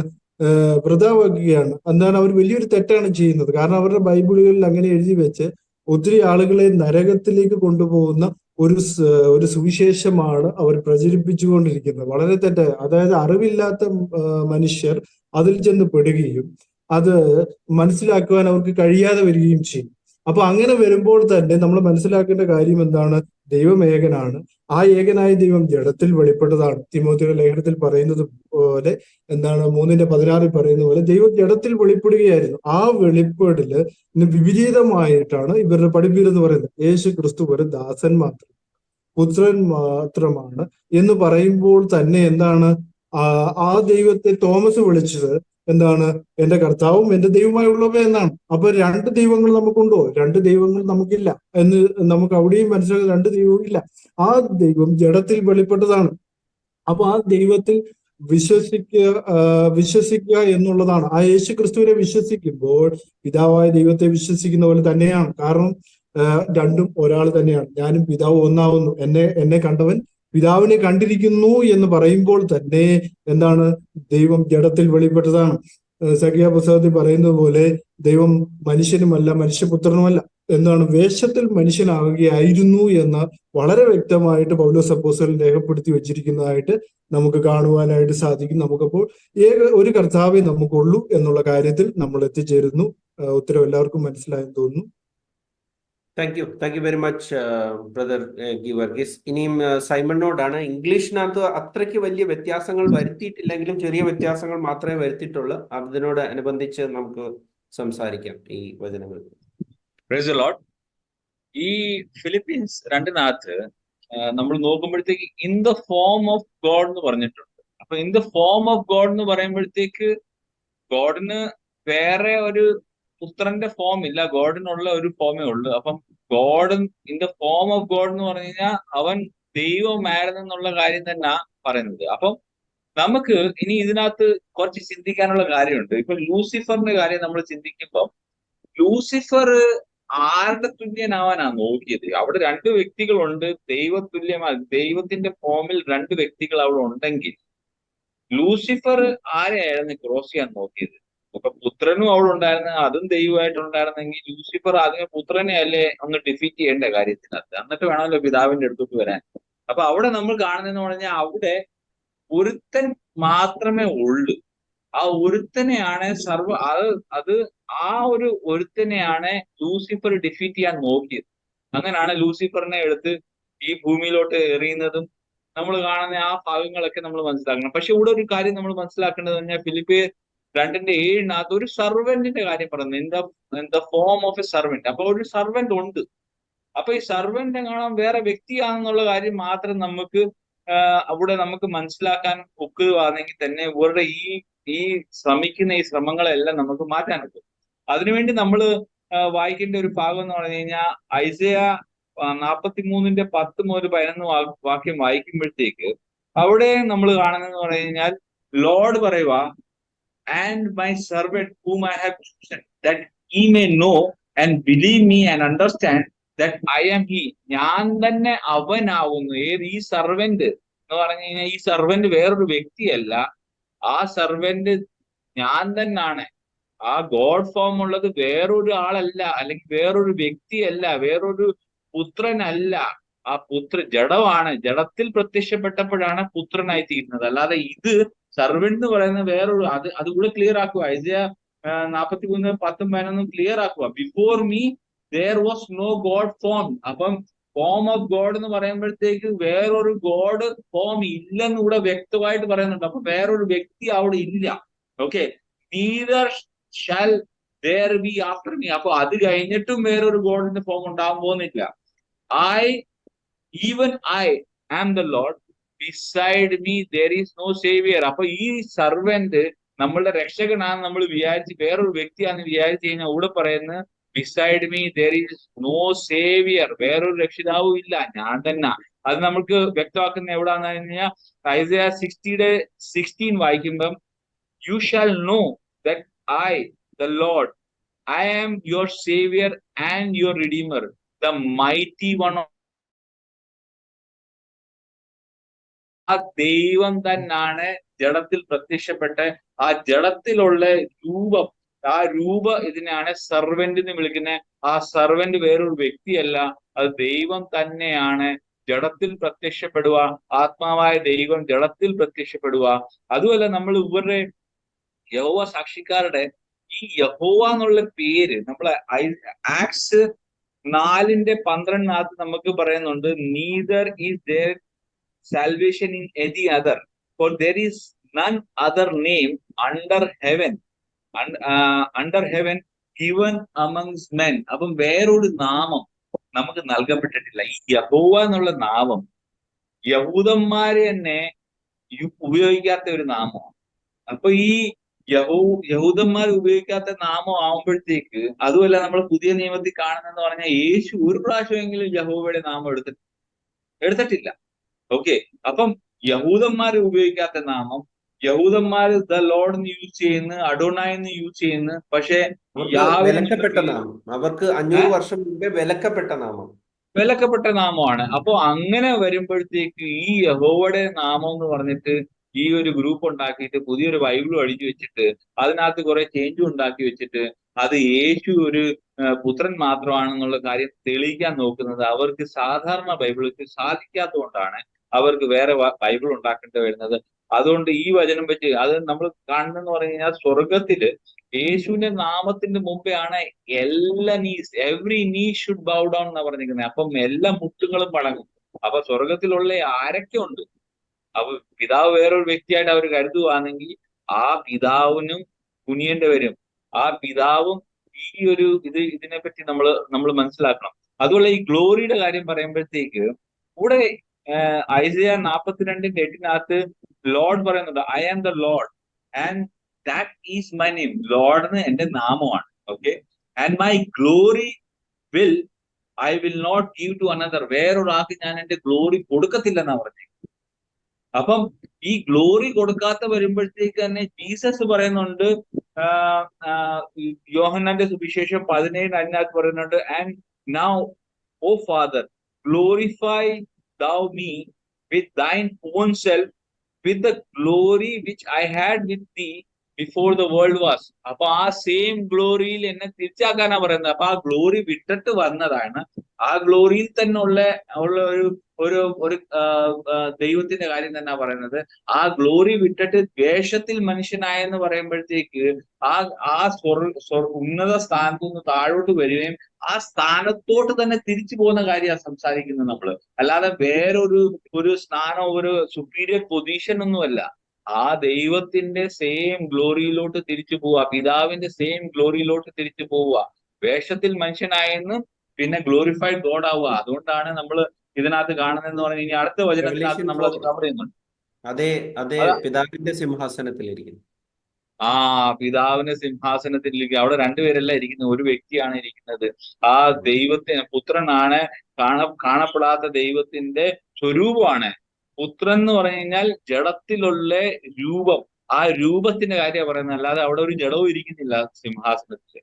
ഓക്കെ, അപ്പൊ ഇത്രേ ഉള്ളൂ എനിക്ക് പറയാനുള്ളതെന്ന് പറഞ്ഞാൽ ഇവർക്ക് ഈ ബൈബിൾ മാറ്റിയാലേ ഒക്കത്തുള്ളൂ. അല്ലാതെ സാധാരണ എല്ലാ സഭകളും യൂസ് ചെയ്യുന്ന ബൈബിൾ വെച്ച് ഇവർക്ക് ഒരു യേശു ദൈവം അല്ല എന്നുള്ള കാര്യം തെളിയിക്കാൻ ഒക്കത്തില്ല. അതിനുവേണ്ടി അവര് കാണിച്ചു വെച്ചേക്കുന്ന വ്യത്യാസങ്ങൾ മാത്രമാണ്. അത് ഇംഗ്ലീഷിനകത്ത് കൂടുതലില്ല, മലയാളത്തിനകത്ത് കാര്യമായിട്ട് അവർ ചെയ്തിട്ടുണ്ട്. എന്താന്ന് പറഞ്ഞാൽ എനിക്ക് തോന്നുന്നു മലയാളികളെ കാര്യമായിട്ട് തെറ്റിക്കാൻ വേണ്ടി തന്നെ ആയിരിക്കും. ഇംഗ്ലീഷിലുള്ള ആൾക്കാർക്ക് പല വെർഷൻസ് ഉണ്ടോണ്ട് അവർക്കറിയാം ഇത് കൂടുതൽ എങ്ങനെ ചേഞ്ച് ചെയ്ത് കഴിഞ്ഞാൽ ഇത് കണ്ടുപിടിക്കുക എന്നുള്ള കാര്യം. ഓക്കെ, ഇത്രേ ഉള്ളൂ എനിക്ക് പറയാനുള്ളത്. യേശുവിനുള്ള മഹത്വത്തെ പറ്റി നമുക്ക് ഓരോരുത്തരായി ആർക്കെങ്കിലും സംസാരിക്കേണ്ടവർക്ക് സംസാരിക്കാം. എന്താണ് യേശുവിന്റെ മഹത്വം? അതും പിതാവിന്റെ മഹത്വം വേറെ വേറെ ആണോ, അതോ ഒരേ മഹത്വമാണോ, അതോ ഏത് ഗ്ലോറിനെ പറ്റിയാണ് സംസാരിക്കുന്നതെന്നാണ് ആർക്ക് വേണമെങ്കിലും സംസാരിക്കാം. നമുക്ക് സമയമുള്ള ഞാൻ ഒരല്പം അതിനെക്കുറിച്ച് സംസാരിക്കുന്നു. ഈ നമ്മുടെ സൈമൺ ബ്രദർ പറഞ്ഞതിന്റെ ഒന്ന് ചേർന്ന് സംസാരിക്കുക. കാരണം പിതാവ് പറഞ്ഞിരിക്കുക, ഞാൻ എൻ്റെ മഹത്വം മറ്റൊരുത്തനും കൊടുക്കുക എന്ന് പറഞ്ഞിരിക്കുക. ഒരുത്തനും കൊടുക്കുകയില്ല എന്ന് പറഞ്ഞ സ്ഥിതിക്ക് പുത്രൻ ഒരിക്കലും കൊടുക്കുകയല്ലോ. അല്ലെങ്കിൽ പറയണമായിരുന്നു ഞാൻ എൻ്റെ പുത്രന് മാത്രം കൊടുക്കും എന്ന് പറയണമായിരുന്നു. ഞാൻ എൻ്റെ മഹത്വം മറ്റൊരുത്തന് കൊടുക്കുകയില്ല എന്ന് പറയുമ്പോൾ ഈ പിതാവും പുത്രനും രണ്ട് വ്യക്തികൾ, അല്ലെങ്കിൽ പുത്രൻ മറ്റൊരു വ്യക്തിയാണെങ്കിൽ യേശുക്രിസ്തു പറയുകയാണ്, ഞാൻ പിതാവിന്റെ മഹത്വത്തിൽ വരുന്നത് നിങ്ങൾ കാണും. നിങ്ങൾ മനുഷ്യപുത്രനെ ഉയർത്തിയ ശേഷം ഞാൻ തന്നെ അവനെന്ന് നിങ്ങൾ കാണും. പിന്നെ ഈ മഹത്വം കാണുന്നത് യെഹെസ്കേൽ 1:26 നമ്മൾ വായിക്കുന്ന അവസരത്തിൽ, ആ 26 നമുക്കറിയാം അവിടെ ദൈവത്തിന്റെ മഹത്വത്തിൽ ഒരു മനുഷ്യരൂപം കാണും. അതാണ് യേശു എന്ന് പറഞ്ഞാൽ ദൈവത്തിന് ഒരു രൂപമേ ഉള്ളൂ. സിംഹാസനത്തിൽ ഇരിക്കുന്ന ആ രൂപമാണ്. ആ രൂപത്തിന്റെ മഹത്വം, അതിന്റെ തേജസ് ആ 1-ാം അധ്യായത്തിൽ വളരെ വ്യക്തമാക്കി പഠിപ്പിക്കുന്നുണ്ട്. അപ്പം ദൈവവും അല്ലെങ്കിൽ ദൈവത്തിന്റെ മഹത്വം മറ്റൊരുത്തനും കൊടുക്കുകയല്ലെങ്കിൽ ഈ തൃത്വക്കാരുടെയും അല്ലെങ്കിൽ യഹോവ സാക്ഷികൾ എന്ന് പറയുകയും യഹോവ സാക്ഷികൾ അല്ല എന്ന് പറഞ്ഞ് വ്യാജം പറയുന്ന ചില പാർട്ടികളുണ്ട്. യേശു ക്രിസ്തുവിന്റെ നാമം കേൾക്കുമ്പോൾ വെകിളി പിടിച്ചു നടക്കുന്ന കുറച്ച് കക്ഷികളുണ്ട്. അവരുമൊക്കെ പിതാവും പുത്രനും രണ്ട് വ്യക്തികളാണെന്ന് പഠിപ്പിക്കുമ്പോൾ എങ്ങനെയാണ് ഈ എന്റെ മഹത്വം ഒരുത്തനും കൊടുക്കില്ലെന്ന് യെശയ്യാപ്രവചനം പറയുമ്പോൾ ഈ യേശു ക്രിസ്തുവിന് മഹത്വം കൊടുക്കുന്നത് എങ്ങനെയാ? അപ്പോ യഹോവ കള്ളം പറയുകയല്ലേ? ഒന്നെങ്കിൽ യഹോവ കള്ളം പറഞ്ഞു, അല്ലെ യേശു കള്ളം പറഞ്ഞു. അല്ലെങ്കിൽ യഹോവ തന്നെയാണ് യേശുവെന്ന് വിശ്വസിച്ചാൽ മാത്രമേ ആ മഹത്വത്തിന്റെ വില മനസ്സിലാകുകയുള്ളൂ. Okay, thank you. എനിക്ക് 2 മിനിറ്റുകൾ സംസാരിക്കാൻ താല്പര്യപ്പെടുന്നു. ഇവിടെ യേശുക്രിസ്തു ട്രാൻസ്ഫിഗറേഷൻ മൗണ്ടിൽ പോയപ്പോൾ ശിഷ്യന്മാര് കണ്ടത് മോസസിനെയും ഏലിയാസിനെയും യേശുക്രിസ്തുവിനോട് സംസാരിക്കുന്നതാണ്. അവിടെ ഇങ്ങനെയാണ് എഴുതിയിരിക്കുന്നത്, and was transfigured before them, and his face did shine as the sun, and his raiment was white as the light. അപ്പോൾ പഴയ നിയമത്തിൽ എങ്ങനെ യഹോവയെ കുറിച്ചുള്ള തേജസ് പറയുന്നോ അതേ തേജസ്സിൽ യേശുക്രിസ്തു ശിഷ്യന്മാര് ഇവിടെ ട്രാൻസ്ഫിഗറേഷൻ മൗണ്ടിൽ യേശുവിനെ കാണുമ്പോൾ യേശുവിനോട് സംസാരിക്കുന്ന ആരാണ്? ഏലിയാവും മോശയും. അപ്പോൾ പഴയ നിയമത്തിലെ ഏലിയാവും മോശയും സംസാരിച്ചത് ആരാണെന്ന് ശിഷ്യന്മാർക്ക് മനസ്സിലായി. അത് യഹോവയാകുന്നു. അതേ യഹോവ ഇവിടെ ഈ ശിഷ്യന്മാർക്ക് ഞാൻ പഴയ നിയമത്തിലെ യഹോവ തന്നെ ആകുന്നു എന്ന് ഇവർക്ക് മനസ്സിലാക്കി കൊടുക്കാൻ വേണ്ടി മാത്രമാണ് ഇവരെ ഈ ട്രാൻസ്ഫിഗറേഷൻ മൗണ്ടിലേക്ക് കൊണ്ടുകയും അവിടെ തേജസ്സിൽ വെളിപ്പെട്ട യേശുക്രിസ്തുവിനെ കാണുകയും അത് പഴയ നിയമത്തിലെ യഹോവയാണെന്ന് മോശയും ഏലിയാവും സംസാരിച്ചപ്പോൾ അവർക്ക് 100% മനസ്സിലായി പഴയ നിയമത്തിലെ യഹോവയോട് സംസാരിച്ചത് മോശയും ഏലിയാവുമാണ്. അപ്പോൾ നമ്മൾ ഈ കാണുന്നത് പഴയ നിയമത്തിലെ യഹോവയാണ്. അതാണ് തേജസ്സിന്റെ കർത്താവ്. ആ തേജസ്സിന്റെ കർത്താവിനെ ഈ യഹൂദന്മാർ അറിഞ്ഞിരുന്നെങ്കിൽ അവര് ഈ തേജസ്സിന്റെ കർത്താവായ യേശുവിനെ ക്രൂശിക്കയില്ലായിരുന്നു എന്നാണ് മനസ്സിലാക്കേണ്ടത് നമ്മൾ. അപ്പോൾ തീർച്ചയായിട്ടും പഴയ നിയമത്തിലെ തേജോമനായ ആ യഹോവയുടെ തേജസ് 3 ശിഷ്യന്മാർ പത്രോസിനും യാക്കോബിനും മറ്റേ ആരാണ് പത്രോസ്, യാക്കോബ്, യോഹന്നാൻ. അവർക്ക് അതെ പത്രോസ്, യാക്കോബ്, യോഹന്നാൻ അവരുടെ മുമ്പിൽ വെളിപ്പെട്ട് കൊടുക്കുകയാണ്. ഏലിയാവും മോശയും സംസാരിക്കുന്നു. അവര് സംസാരിച്ചത് യഹോവയായ ദൈവത്തോടാണ്. ആ ദൈവം തന്നെയാണ് ഞാനെന്ന് ശിഷ്യന്മാർക്കുള്ള അണ്ടർസ്റ്റാൻഡിങ്ങിന് വേണ്ടിയാണ് ഇവിടെ അതേ തേജസ്സിൽ ഇവിടെ കാണപ്പെട്ടത്. അപ്പോൾ തീർച്ചയായിട്ടും പഴയ നിയമത്തിലെ യഹോവ തന്നെ പുതിയ നിയമത്തിലെ യേശുക്രിസ്തു എന്ന് വിശ്വസിക്കാൻ എന്താണ് കുഴപ്പം? എന്താകുന്നു ഇവിടെ കുഴപ്പം? എന്താണ് ഏക ദൈവത്തിൽ വിശ്വസിക്കാൻ? അവിടെ തീർച്ചയായിട്ടും JW കൾട്ട്, ആ ഉപദേശക്കാരുടെ ഉള്ളിൽ വസിക്കുന്ന ആത്മാവ് പരിശുദ്ധാത്മാവല്ല. എന്തുകൊണ്ടെന്നാൽ യേശു യഹോവയാണെന്ന് പറയണമെങ്കിൽ അവന്റെ ഉള്ളിൽ പരിശുദ്ധാത്മാവ് വരണം. അതുകൊണ്ട് JW തൃത്വക്കാരും കൾട്ടുകളാകുന്നു. അവരുടെ ഉള്ളിലുള്ള ആത്മാവ് ദുരാത്മാവാകുന്നു. 1 യോഹന്നാൻ 4:6 പറയുന്നു, ഞങ്ങൾ ദൈവത്തിൽ നിന്നുള്ളവർ ഞങ്ങളുടെ വാക്ക് കേൾക്കുന്നു. അപ്പോൾ തീർച്ചയായിട്ടും ഒരുവൻ യേശുക്രിസ്തുവിനെ അറിയുന്നു എന്ന് പറയുകയാണെങ്കിൽ കേൾക്കേണ്ടത് ആരുടെ വാക്കുകളാണ്? അപ്പോസ്തലന്മാർ പറഞ്ഞ വാക്കുകൾ അവർ കേൾക്കണം. അല്ല എങ്കിൽ അവർക്ക് ദൈവത്തെക്കുറിച്ച് അറിവില്ല. അതുകൊണ്ടാണ് പൗലോസ് പറഞ്ഞത് ചിലർക്ക് ദൈവത്തെക്കുറിച്ച് അറിവില്ല. ആ ചിലർക്ക് അറിവില്ല എന്ന ആ കാറ്റഗറി പെടുന്നതാണ് കത്തോലിക്ക മുതൽ പെന്തക്കോസ്ത് വരെയുള്ള തൃത്വക്കാരും JW ആകുന്നു എന്ന് വചനത്തിൽ കൂടെ ഞാൻ പരസ്യമായി ഇവിടെ തെളിയിച്ചിരിക്കുന്നു. സംസാരിക്കാനുണ്ടോ? കുറച്ചുകൂടെ ആഡ് ചെയ്യാനുണ്ടോ? ഇതിനകത്ത് മഹിമാധനൻ എന്ന് പറയുമ്പോഴത്തേക്ക് അത് ആ ശരിക്കുമുള്ള ആ ഒരു തേജസ് എന്നുള്ള ഒരു വാക്യത്തെ കൂട്ടിക്കാണിക്കുകയല്ലേ പാസ്റ്റർ ജോസ്? തീർച്ചയായിട്ടും. കാരണം നമ്മള് 2 കൊരിന്ത്യരിൽ വായിക്കുന്നത് നമുക്കറിയാം, ഇസ്രായേലിനെയാണ് അവിടെ ഓർമ്മപ്പെടുത്തുന്നത്. കാരണം ഇസ്രായേലിന്റെ കർത്താവ് തേജസ്സുള്ള കർത്താവാണെന്ന് അവർക്കറിയാം. അവരുടെ സങ്കീർത്തനം 24-ലും അതുപോലെ പഴയ നിയമത്തിലെ യെശയ്യാപ്രവചനത്തിലും ഒക്കെ അവരുടെ യഹോവയുടെ തേജസ് അവർക്ക് അറിയാമെന്ന് നമുക്കറിയാം. അതുപോലെ മോശ സീനായി പർവ്വത മുകളിൽ ദൈവം തേജസ്സിൽ ഇറങ്ങി വന്നപ്പോൾ ആ മല മുഴുവൻ തേജസ് കൊണ്ട് നിറഞ്ഞു. അതുകൊണ്ട് ആളുകൾക്ക് നോക്കാൻ കഴിഞ്ഞില്ല എന്ന് പറയുന്നു. പിന്നെ അതേപോലെ തന്നെ സോളമൻ ദേവാലയം പ്രതിഷ്ഠിച്ചപ്പോ ദൈവത്തിന്റെ തേജസ് ഇറങ്ങിയത് കൊണ്ട് ശുശ്രൂഷകന്മാർക്ക് ശുശ്രൂഷിക്കാൻ കഴിഞ്ഞില്ല എന്ന് പറഞ്ഞു. അപ്പോൾ തേജസ്സിൽ നിറഞ്ഞു നിൽക്കുന്ന ആ തേജോമയനായവൻ തന്നെയാണ് കാൽവരിയിൽ ക്രൂശിക്കപ്പെട്ടതെന്ന്, ഒരു കാലത്ത് യഹോവ മാത്രമാണ് തേജസ്സുള്ളവനെന്നും യേശുക്രിസ്തു കേവലം മനുഷ്യനാണെന്നും പഠിപ്പിച്ചിരുന്ന പൗലോസാണ് ഇവിടെ ഈ 1 കൊരിന്ത്യൻ ചാപ്റ്റർ 2 എഴുതിക്കൊണ്ട് പറയുന്നത് അവർ തേജസ്സിന്റെ കർത്താവിനെ അറിഞ്ഞെങ്കിൽ ക്രൂശിക്കയില്ലായിരുന്നു. അപ്പൊ നമുക്കറിയാം ദൈവം തേജസ്സിന്റെ കർത്താവ് പഴയ നിയമത്തിലും ഈ ഭൂമിയിൽ യേശുക്രിസ്തു ആയിരുന്നപ്പോഴും അവർക്ക് വേണ്ടി മാത്രമാണ് വെളിപ്പെട്ടത്. ഇസ്രായേലിനാണ് പ്രമാണങ്ങളും അതുപോലെ മെസ്സിഹായും കൽപ്പനകളും അതുപോലുള്ള എല്ലാ കാര്യങ്ങളും കൊടുത്തത്, പ്രവചനങ്ങളും ന്യായപ്രമാണവും ഒക്കെ. അപ്പം അവരുടെ യഹോവ തേജസ്സിന്റെ യഹോവയാണ് എന്നുള്ള കാര്യം അവർക്ക് അവരുടെ ഗ്രന്ഥങ്ങൾ വായിച്ചും അവരുടെ പിതാക്കന്മാർ മോശ മുഖാന്തരം നേരിട്ട് കേട്ടതുമായ കാര്യത്തിൽ അവർക്ക് യഹോവ തേജോമയനാണെന്നുള്ള കാര്യത്തിൽ യാതൊരു സംശയമില്ലായിരുന്നു. എന്നാൽ അതേ പൗലോസ്, അതേ ന്യായപ്രമാണ പണ്ഡിതനായ പൗലോസ് പിന്നീട് ദമാസ്കസിന്റെ പടിവാതിക്കൽ വെച്ച് ആ തേജോമയനായ ദൈവത്തിൽ നിന്നും ഒരു സൂര്യനെ വെള്ളുന്ന വെളിച്ചം അടിച്ച് താഴെ വീണ് പിന്നീട് ആ ദൈവത്തിന്റെ ശക്തിയും മഹത്വവും അറിഞ്ഞതിന് ശേഷം അവൻ പറയുകയാണ് തേജസ്സിന്റെ കർത്താവ് ആരാണ്? അത് യേശുക്രിസ്തു ആണ് എന്ന് പറയുമ്പോൾ ഒരു സംശയവും വേണ്ടാതെ കേവല ബുദ്ധി, മിനിമം ബുദ്ധിയുള്ള ആളുകൾക്ക് മനസ്സിലാകാൻ സാധിക്കും അവരുടെ ഇസ്രായേലിന്റെ പിതാക്കന്മാരുടെ ദൈവമായി, അബ്രഹാമിന്റെ ഇസ്ഹാക്കിന്റെയും യാക്കോബിന്റെയും ദൈവമായി അല്ലെങ്കിൽ ഇസ്രായേൽ ജനതയുടെ ദൈവമായി തേജോമയനായ കർത്താവ് അല്ലെങ്കിൽ യഹോവ എന്ന് വെളിപ്പെട്ടവനെ കുറിച്ച് തന്നെയാണ് പൗലോസ് പറയുന്നത്. അറിഞ്ഞിരുന്നെങ്കിൽ തേജസ്സിന്റെ കർത്താവിനെ ക്രൂശിക്കയില്ലായിരുന്നു. അവരറിയാണ് തീർച്ചയായിട്ടും ക്രൂശിക്കില്ല. കാരണം അവർ കാത്തിരിക്കുന്നത് തേജസ്സിന്റെ കർത്താവിന്റെ പ്രത്യക്ഷതയാണ്.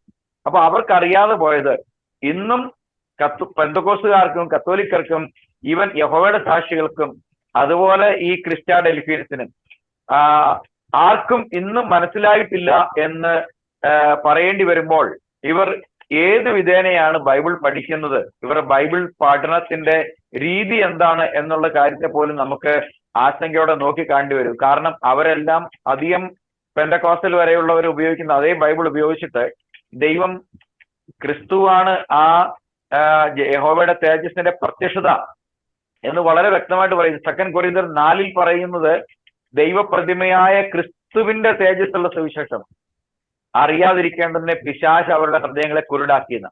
അപ്പം പിശാച് ഇന്ന് ഈ മത ഉപദേഷ്ടാക്കന്മാരുടെ ഉള്ളിൽ ഇരുന്നു കൊണ്ട്, ഈ റിഫോമിസ്റ്റുകളുടെ ഉള്ളിൽ ഇരുന്നു കൊണ്ട് ബ്ലൈൻഡ് ആക്കി എല്ലാവരുടെയും കണ്ണ് അടച്ചിരിക്കുന്നത് കൊണ്ടാണ് അവർക്ക് തേജസ്സിന്റെ കർത്താവിനെ കാണാൻ കഴിയാതെ പോയത്. അതുകൊണ്ട് ദൈവത്തിന് മഹത്വം ഉണ്ടാകട്ടെ. തേജസ്സിന്റെ കർത്താവിനെ അറിയാൻ ദൈവം നമുക്ക് വരം നൽകിയല്ലോ. ഞാൻ അതോർത്ത് ദൈവത്തെ സ്തുതിക്കുന്നു. ഇത്രമാത്രം പറഞ്ഞുകൊണ്ട് ഞാൻ എന്റെ വാക്കുകൾ സമ്മതിക്കുന്നു. ഗീവർഗീസ് 1 തിമോത്തിയോസ് 6:13 പറയുന്ന അവൻ തേജസ്സിൽ വസിക്കുന്ന ഏക അധിപതിയാണെന്നാണ് പറയുന്നത്. അപ്പം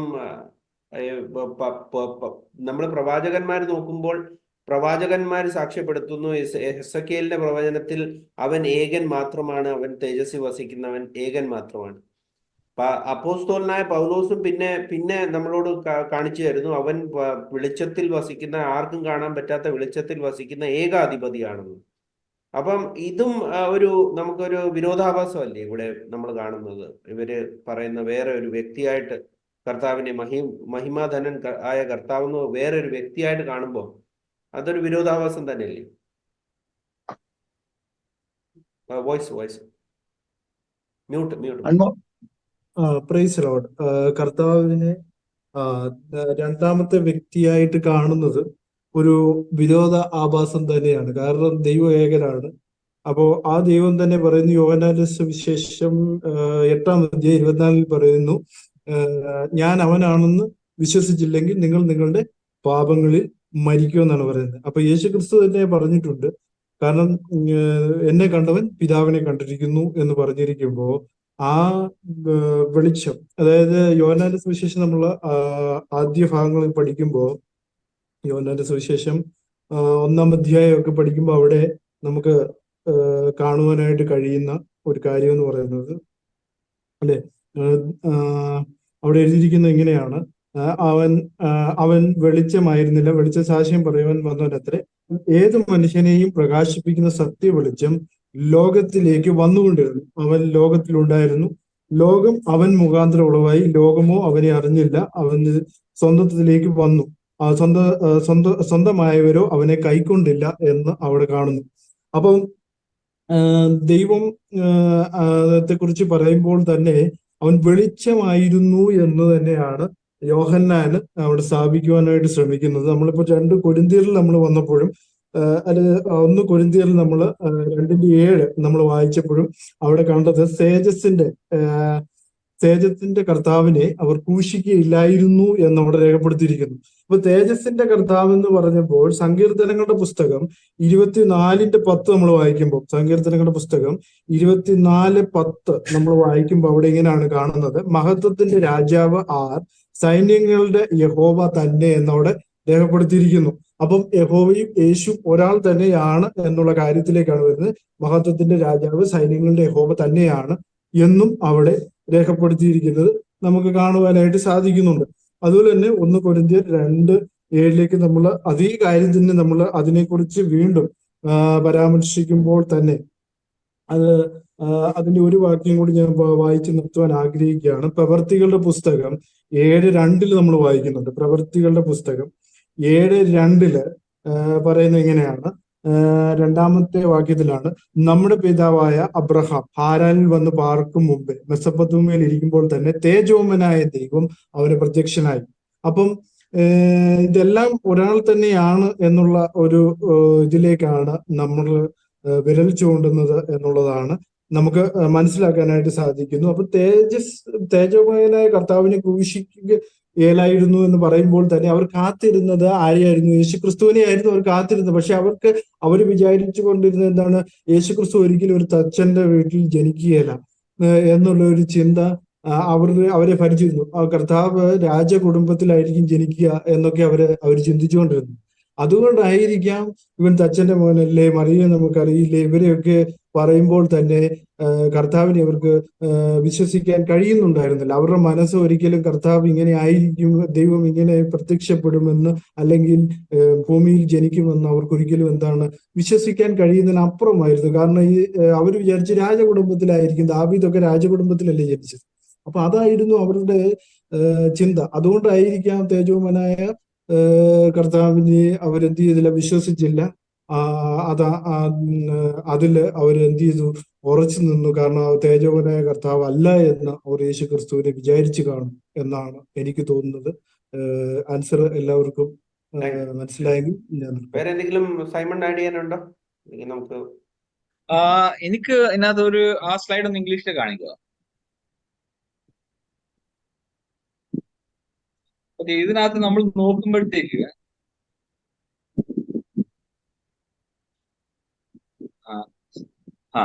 ഇവിടെ നമ്മൾ നോക്കുമ്പോഴത്തേക്ക് ഇവിടെ കാണുന്ന ലോർഡ് ഓഫ് ഗ്ലോറി എന്ന് സാധാരണ ബൈബിളിനകത്ത് എഴുതിയപ്പോഴത്തേക്ക് ഒരു ഗ്ലോറിയസ് ലോർഡ് എന്ന് എഴുതി വെക്കുന്നതിന്റെ ഉദ്ദേശം, അപ്പൊ ലോർഡ് ഓഫ് ഗ്ലോറി വേറൊരു വ്യക്തി ആണെന്നാ അവർക്ക് തോന്നിയിരിക്കുന്നത്.